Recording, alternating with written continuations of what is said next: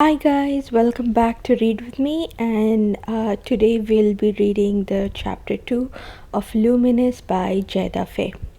So, as we know, in the chapter 1, we were introduced to few of the characters. Main character Meya Hilde, her father Miriam, her mother was also introduced, father's best friend Draken was introduced, and his son Deki.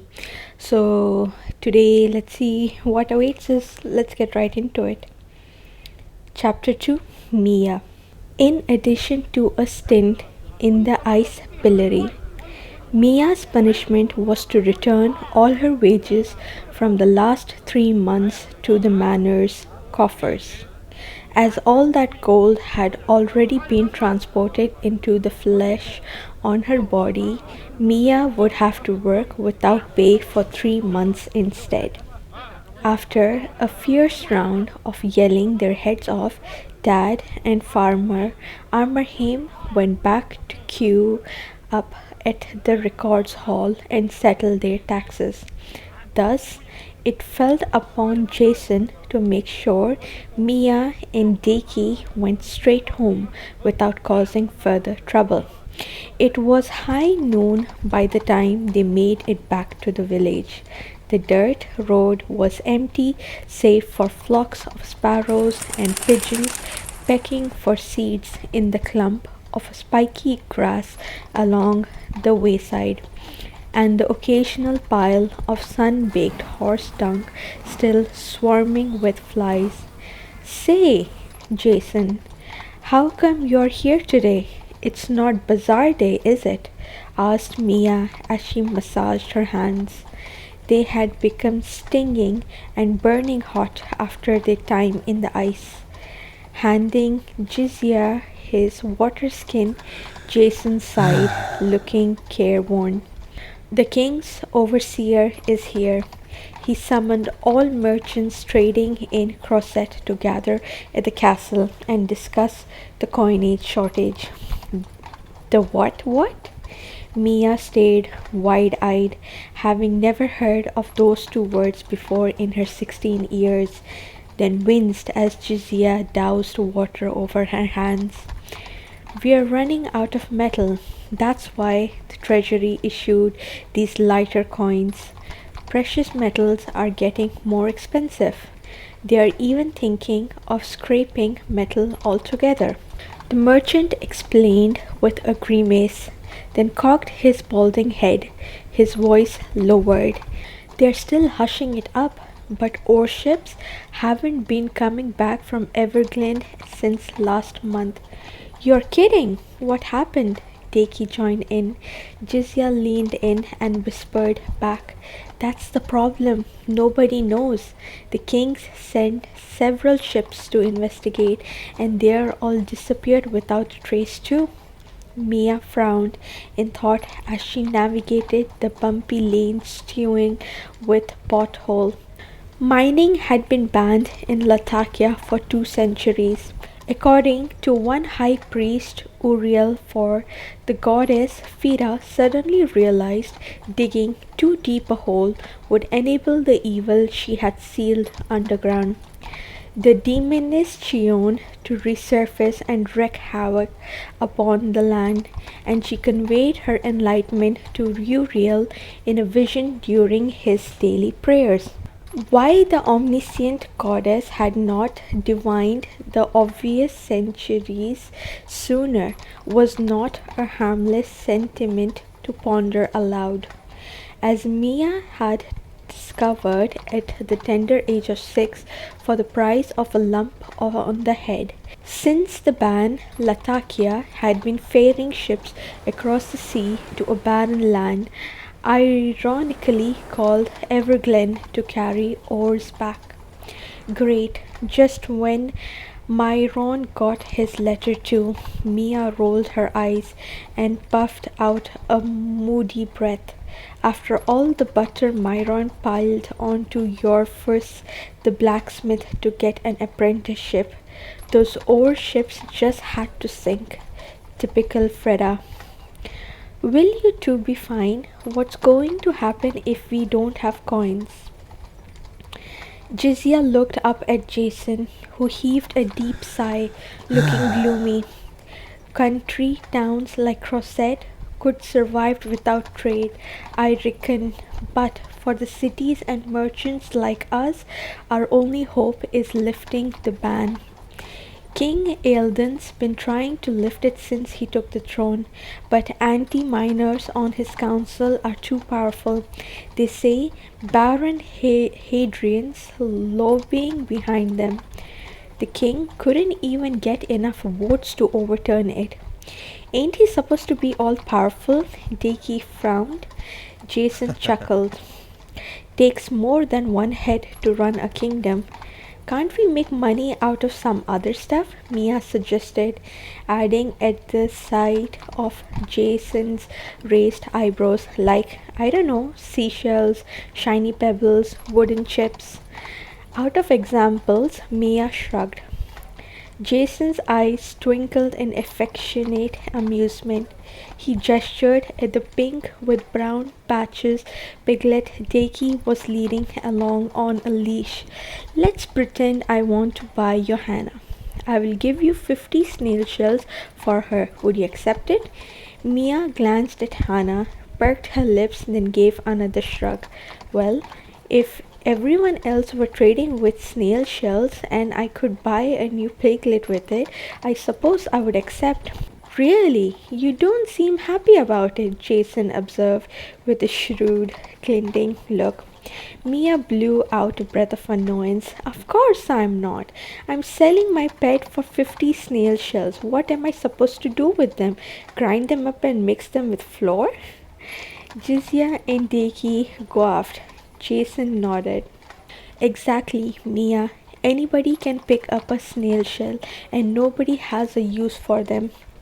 It's not the same with gold, silver, or copper, or diamonds, rubies, sapphire, and emeralds. Everyone in Latakia agreed these things are rare and precious. That's how they become tradable. Jason trailed away as Mia's house came into view. The Hilt cottage did its 7-generation history of poverty, impeccable justice.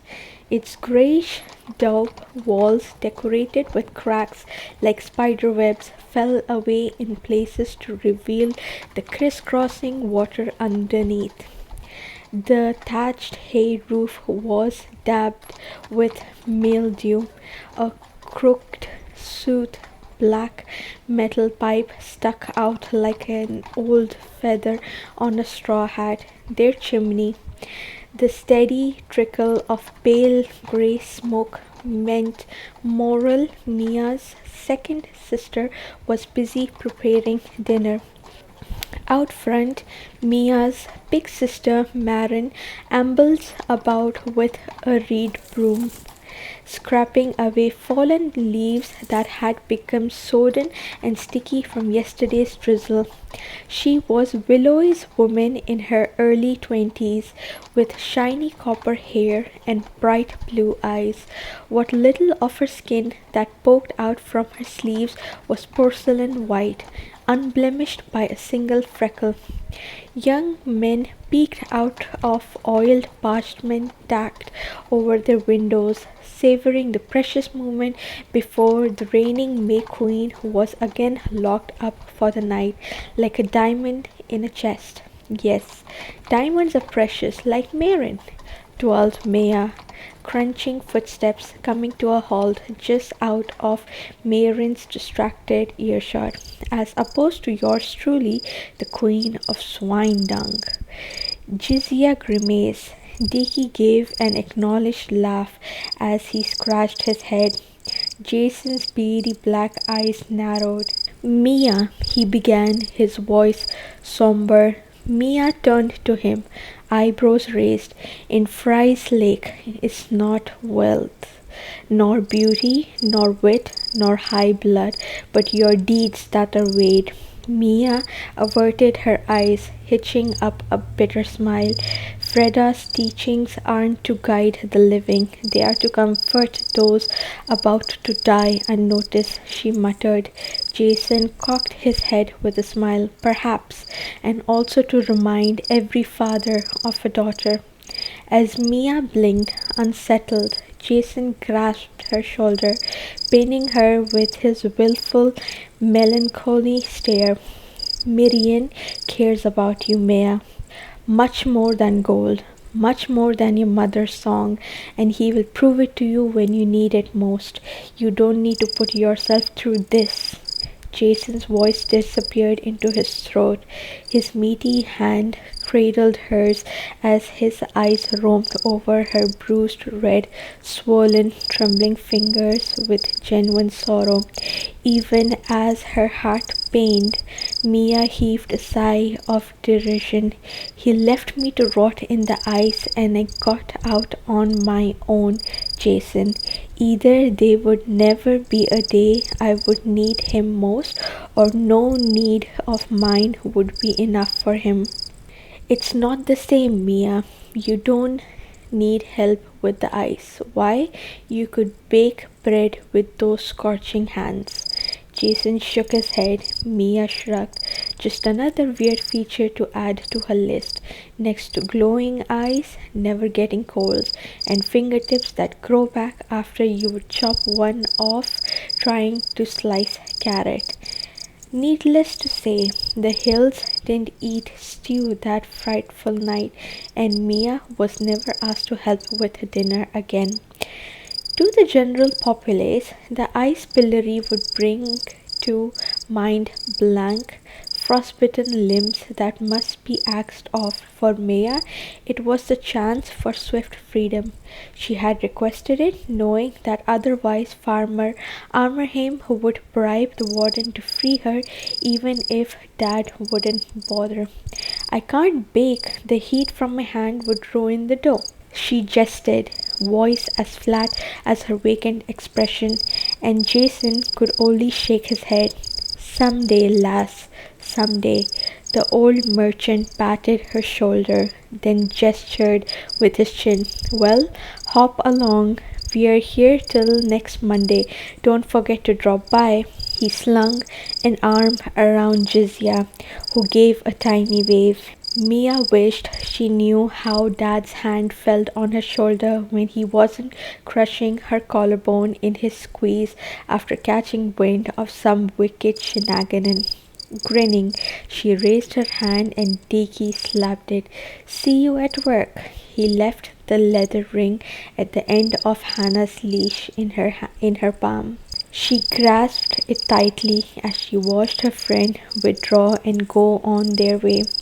When their retreating silhouettes had vanished behind the dip of the hill, Meya took a deep breath, then ventured towards her house. Marin perked up at the sound of footsteps. Meya, you're back so early, she chirped, her face aglow with delight. Hope that's still legal, muttered Meya under her breath as she swept past her sister into the garden. After leaving Hannah in her pen, she pushed open the termite-infested back door. Is the pig well tied up? Mum's husky voice reached her even before her big toe had entered the house. She was bent over the heathen hole in the middle of the room, stirring the dinner stew. Moral was sitting beside her, chopping vegetables. Meya breathed a sigh of relief. It seemed news hadn't reached these three yet. She closed the door and strode in, answering with all the liveliness she could muster. Yup, as tight as the waistband on Bayleaf Jones's belt. Oof! A basket came flying out of nowhere and slammed into her chest, knocking the wind out of her. Parsnips, Moral barked. She had won the annual plate throwing contest for sure, if only she had deigned to sign up. On any fine day, Meya would have chucked the basket back to Moral and demanded she walk 3 steps to hand it over politely, but this was no fine day. Oh, right. Meya gathered herself, then headed back to the door. And I want it in 10 minutes, so don't go chasing some shiny beetle into the woods, doofus. My lady. Mia grunted. She snuffled out to the vegetable patch, gathering her dress, then hunkered down to yank out some tubers, tossing them into the wicker basket. Then she pressed the basket over a water basin and rinsed the dirt out.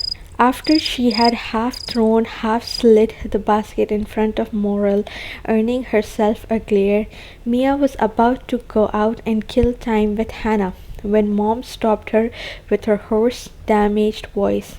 Have you seen Mistral? Mia swallowed the bitter lump in her throat with difficulty. Mum and Moral seldom left the house or joined in the villagers' gossip rings. But Mia had hoped after 16 years with her, Mom would have sensed something off. No, still weaving with Silma. Probably she's teaching her new patterns today. Mom bobbed her head along as she stirred.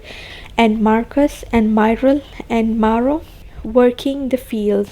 Of course, where else would you expect them to be? Merrington?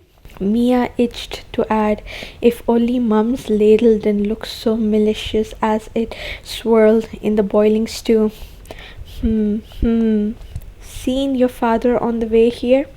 No, sorry, Mia lied.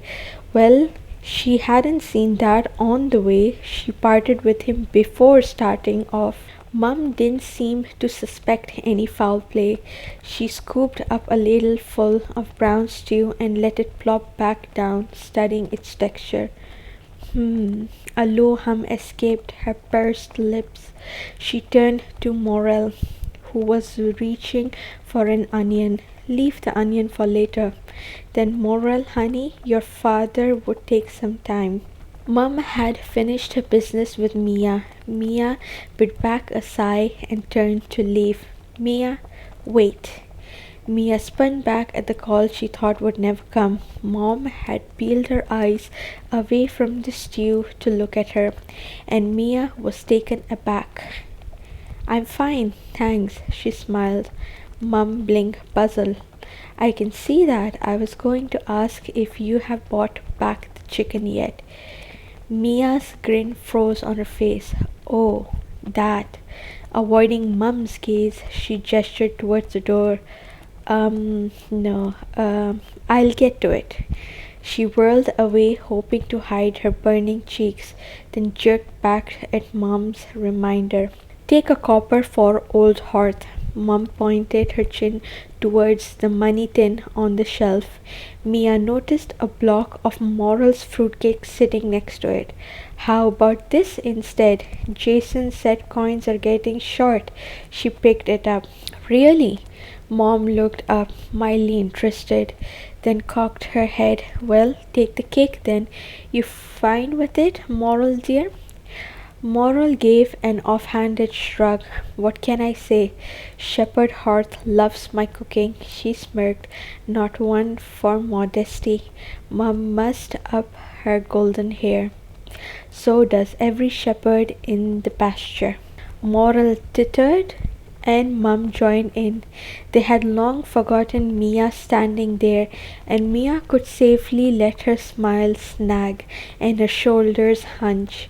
Mum accepted her lies without protest, no matter how suspicious she would attempt to be. She had always asked Mia about her siblings and the livestock and vegetables she was in charge of. If she wouldn't ask about her to her face, Mia hoped perhaps she would ask the others at the least. Mia retracted outside, grabbing her ragged black cloak and stowing Morel's cake in one of its pockets. She swung the gate into the garden once more. The chicken coop was empty. Every morning before heading to the fields, Mia would herd the chicken onto a wheelbarrow and trundle them to the communal pasture outside the village, where they could forage among the livestock of other villagers under the shepherd's watchful eyes.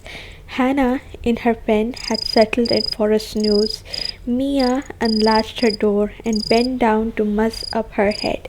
She grunted and opened one beery eye. "Sorry, Hannah, wanna go with me to the pasture?" Both of Hannah's eyes snapped open. Oinking, wagging her tail, she scrambled up and waddled along. The round wooden name tag swung on her collar as she followed Meya down the meandering dirt lane towards the grasslands spreading out beyond the rolling green wheat fields. Upon the tag were letters carved by Myron spelling Hannah. At least Meya thought that was the case, as she couldn't read.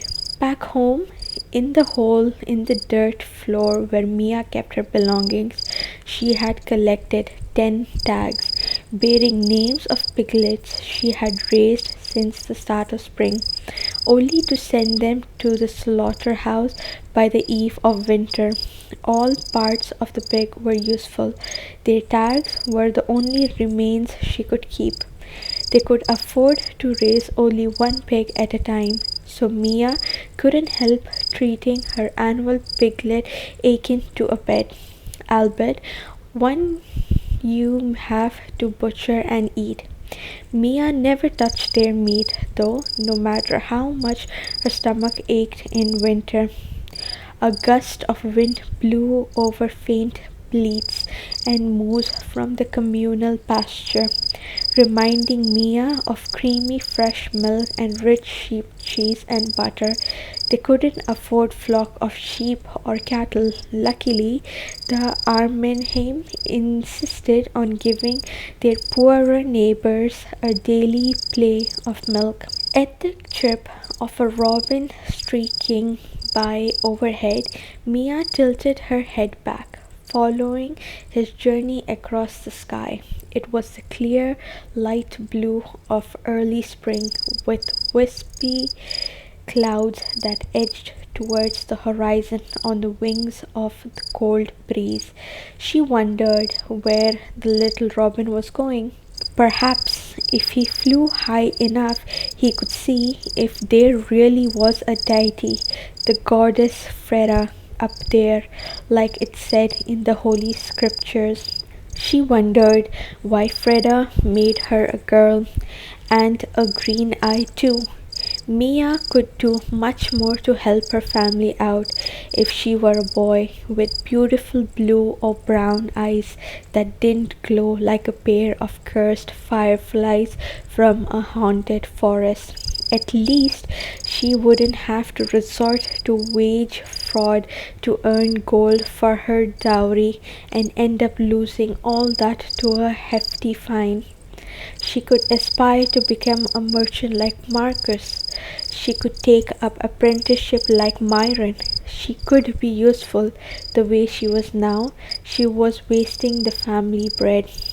Glancing down at Hannah, Meya couldn't help wondering if it would be that different with her neck on the butcher's board instead of Hannah's this winter, except for the fact that Hannah's meat would probably taste better than hers. And that was it for chapter 2. If you guys find it interesting, go ahead, like, subscribe, and follow. See you in next video. Have a great day. Bye.